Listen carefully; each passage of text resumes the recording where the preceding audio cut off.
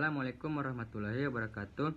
Perkenalkan, nama saya Muhammad Fahri Magau dari kelas A, jurusan Pendidikan Sejarah. Saya akan menjelaskan materi tentang sumber-sumber sejarah dan teori-teori yang menjelaskan kedatangan bangsa India ke Nusantara. Sumber-sumber sejarah terdiri dari beberapa sumber. Yang pertama, sumber dari India.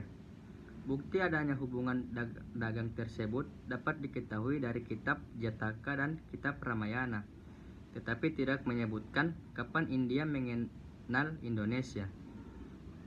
Kitab sastra India yang dapat dipercaya adalah kitab Mahanidesa yang memberi petunjuk bahwa masyarakat India telah mengenal beberapa tempat di Indonesia pada abad ketiga Masehi. Yang kedua, sumber dari Cina. Hubungan Indonesia dengan Cina diperkirakan telah berkembang pada abad ke-5.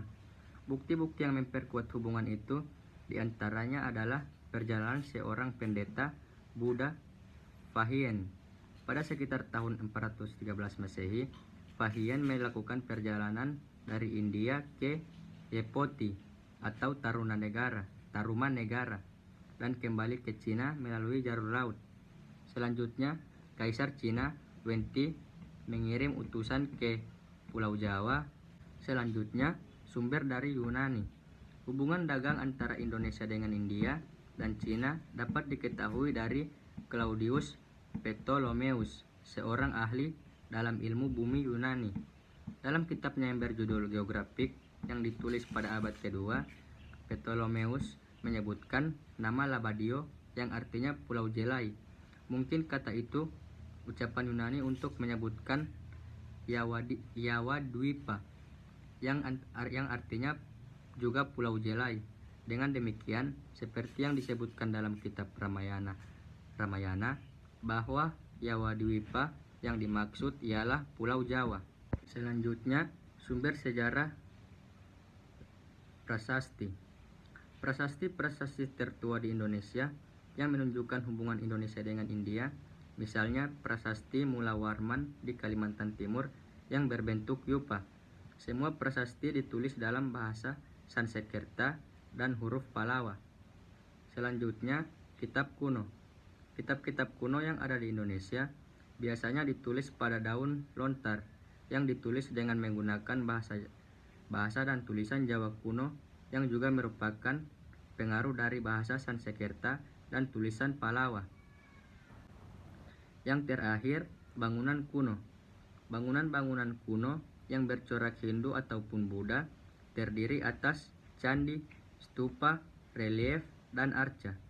Agama Hindu yang berkembang di Indonesia berbeda dengan agama Hindu yang berkembang di India.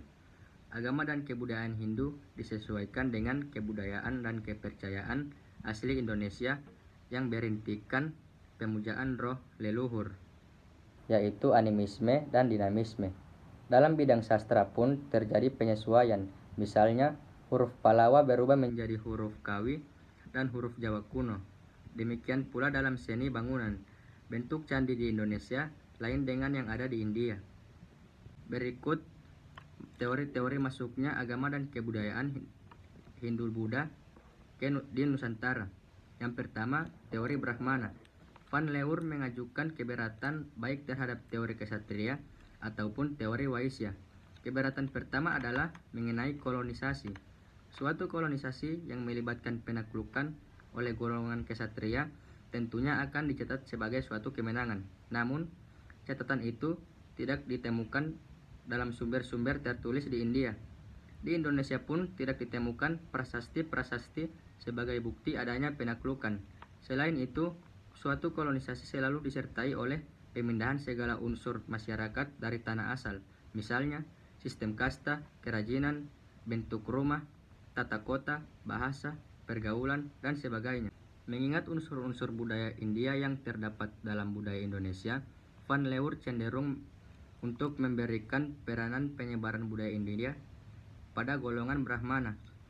Para Brahmana datang atas undangan para penguasa Indonesia, sehingga budaya yang mereka perkenalkan adalah budaya golongan Brahmana. Sayangnya, dari teori tersebut masih belum jelas pada yang mendorong terjadinya proses tersebut. Ia berpendapat bahwa dorongan itu adalah akibat kontak dengan India melalui perdagangan, bukan hanya melalui orang-orang India yang datang, tetapi mungkin juga karena orang-orang Indonesia melihat sendiri kondisi India. Yang kedua, teori kesatria. R.C. Majumdar berpendapat bahwa munculnya kerajaan Hindu di Indonesia disebabkan oleh peranan kaum kesatria atau prajurit India. Para prajurit India diduga mendirikan koloni-koloni di kepulauan Indonesia dan Asia Tenggara pada umumnya. Namun teori kesatria yang dikemukakan oleh R.C. Majumdar tidak didukung oleh data yang memadai. Selama ini belum ada bukti arkeologis yang menunjukkan adanya ekspansi prajurit India ke Indonesia. Yang ketiga, teori Waisya. Teori yang pada awalnya diajukan oleh Krom ini memberikan peranan utama kepada golongan pedagang.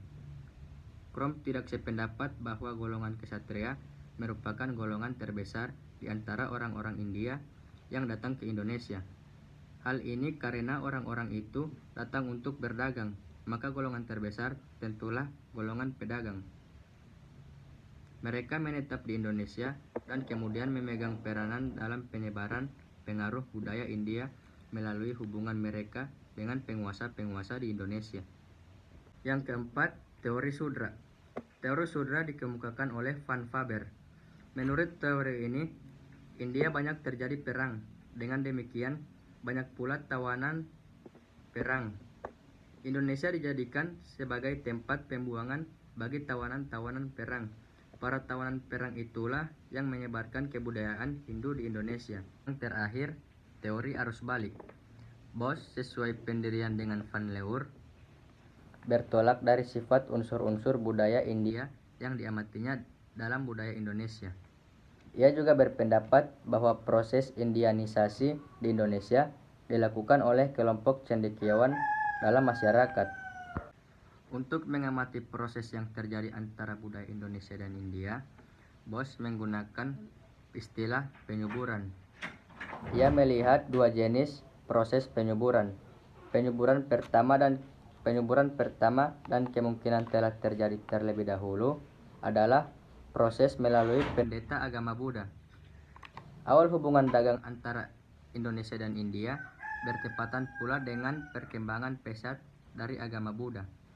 Biksu-biksu agama tersebut menyebar ke seluruh penjuru dunia melalui jalur-jalur perdagangan tanpa menghiraukan kesulitannya.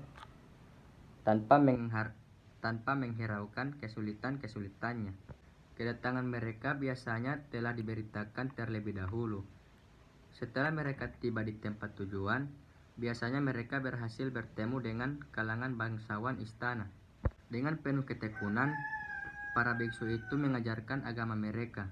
Selanjutnya dibentuklah sebuah sangga dengan biksu-biksunya. Melalui biksu-biksu ini, timbul suatu ikatan dengan India.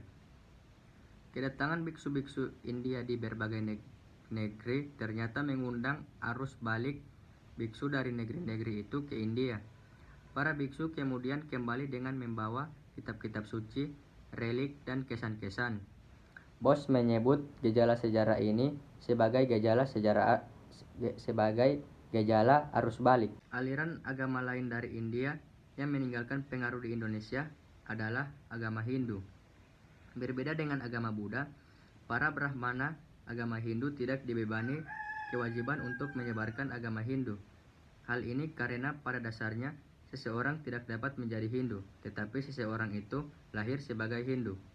Dengan konsep seperti itu, proses Hinduisasi di Indonesia menjadi semakin menarik, karena tidak dapat dipungkiri orang-orang Indonesia pasti awalnya tidak dilahirkan sebagai Hindu, tetapi dapat beragama Hindu. Untuk dapat menjelaskan fenomena ini, harus dilihat terlebih dahulu watak khas agama Hindu. Agama Hindu pada dasarnya bukanlah agama untuk umum, dalam arti bahwa pendalaman agama tersebut hanya mungkin dilakukan oleh golongan Brahmana. Beranjak dari kenyataan ini, terdapat berbagai tingkat keketatan pelaksanaan prinsip tersebut. Hal itu tergantung dari aliran sekte yang bersangkutan.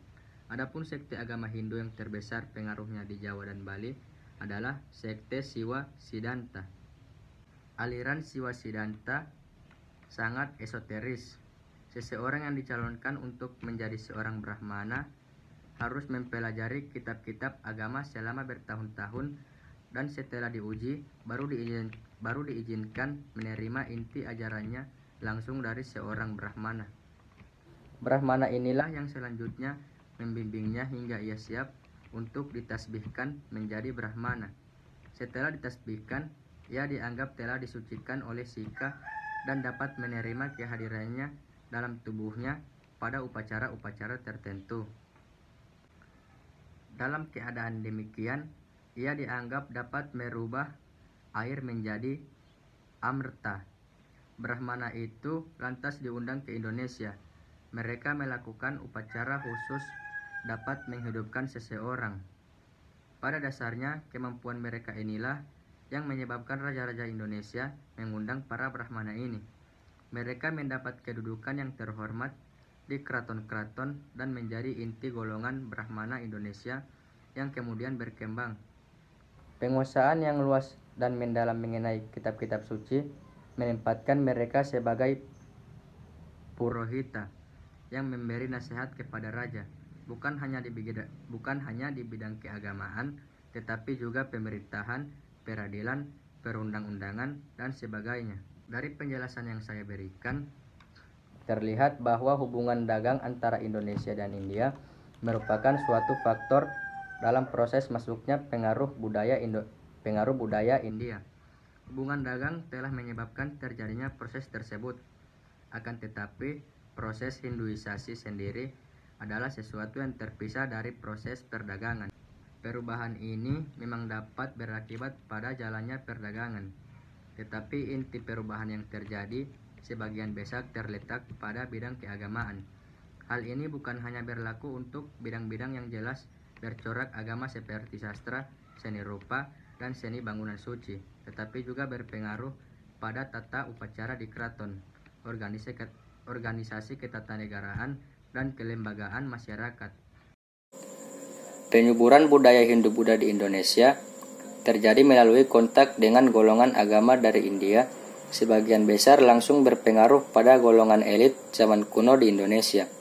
Bertolak dari kedudukan golongan ini, maka dengan sendirinya akan tersebar pengaruh di kalangan yang lebih luas. Para ahli yang telah meneliti masyarakat Indonesia kuno sebagian besar berpendapat bahwa unsur budaya Indonesia kuno masih nampak dominan dalam seluruh lapisan masyarakat. Salah satu hal yang mencolok dalam suatu masyarakat Hindu adalah kasta. Keterangan-keterangan dari sumber epigrafi dan sastra kuno. Sekian dari saya. Wassalamualaikum warahmatullahi wabarakatuh.